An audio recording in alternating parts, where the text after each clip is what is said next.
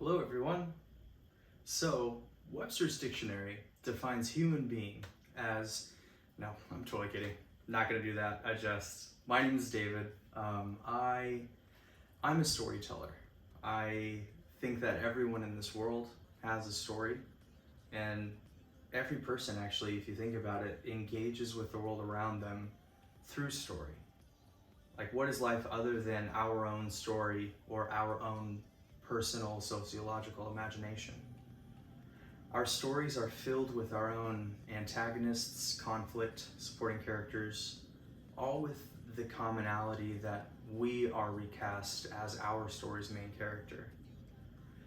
But for me, the largest chunks of my social landscape today exist mainly at the bar wherein I work, the church wherein I worship, and the downtown Main Street where I socialize and engage with my community. I don't really consider myself to be a part of very many majorities. If you were asking me how well I believe myself to fit in with the world around me, or if I could call myself an average Joe, I used to think that I did.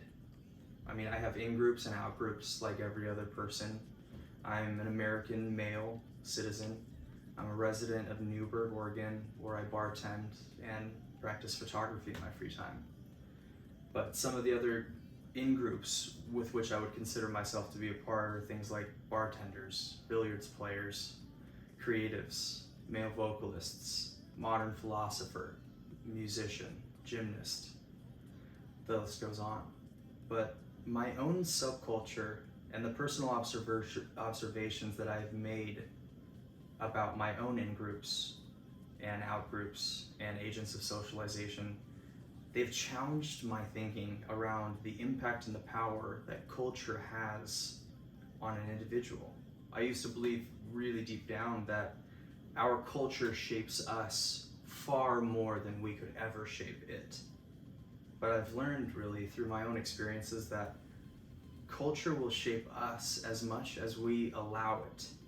Believe it or not, it's just an awareness of the power that culture has to influence us. That's half the battle. Our sociological landscapes do shape us, but we also do have the power to shape it as well. Like for me, for instance, I am a lover of people, music, and design. In that order, those three things. No matter where I work, live, play, rest, these three elements are things for which I will passionately fight. I will shape my culture to promulgate these worthwhile investments. For instance, at work, there's a list where we write up all of our beer names and brews that we have on tap. And when I first got hired there, it was simple black and white, no color, simple name, simple brewer.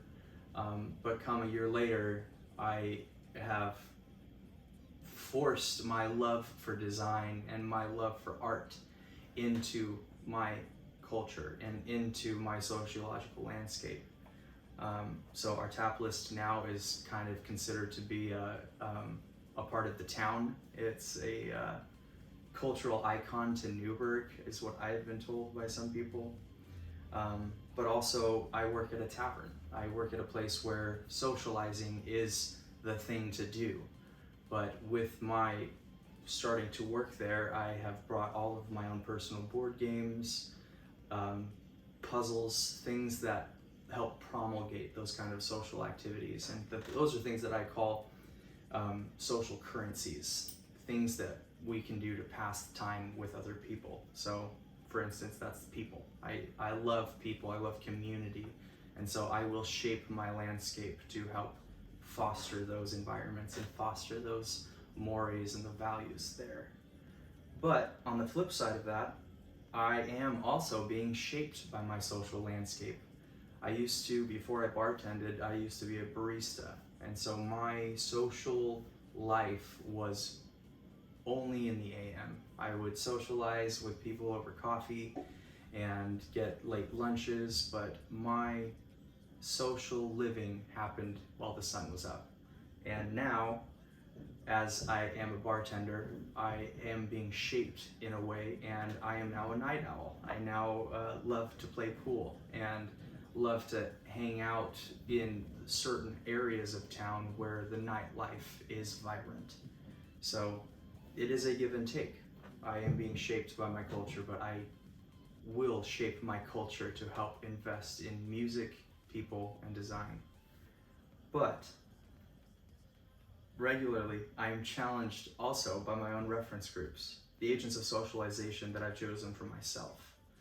Reference groups like philosophical authors, professional photographers, digital illustrators, Olympic athletes, brewmasters, and sommeliers. There's a commonality between all of these groups, and the common theme is that they challenge my abilities and they show me possibilities for my own skill set.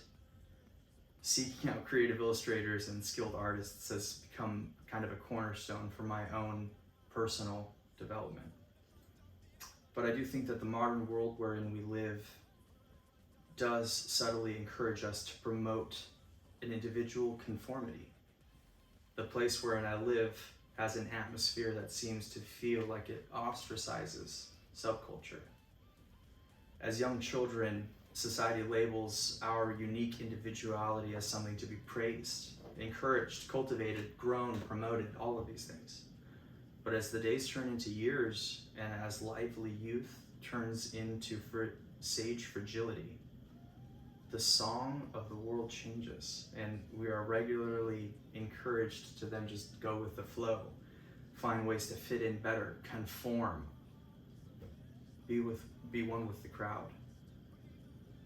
Yes, I do think it's crucial to become a civilized person, but there should be a clear difference between the suppression of individuality and conforming to civilization and its standards.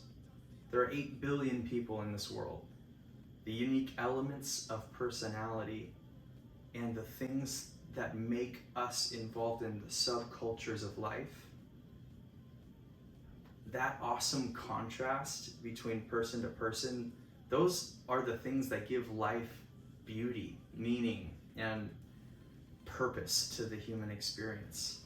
And it gives fulfillment to a societal community.